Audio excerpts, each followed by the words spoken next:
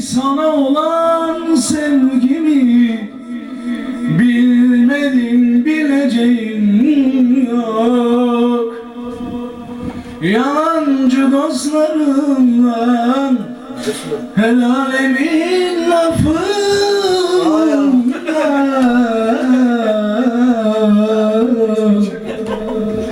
gitmedim, geçeceğim yok. Bu gönül azmı kahrını çektim. Bensiz aşkım neye yarar ki? Kaç kere kırgın yerlere attım yaralı kalbim affeder mi?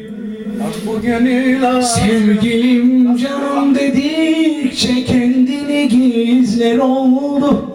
Peşinden sürüklendim de çok mu değerli oldu? Ah, bir aşk var bir de aşık, İçimde karma karışık. Seninle hiçbir alakası yok.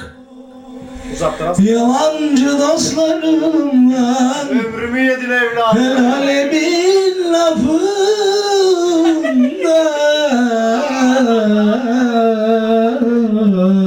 Kim o dedi ona yapsın şarkıyı? geçmedim, geçeceğim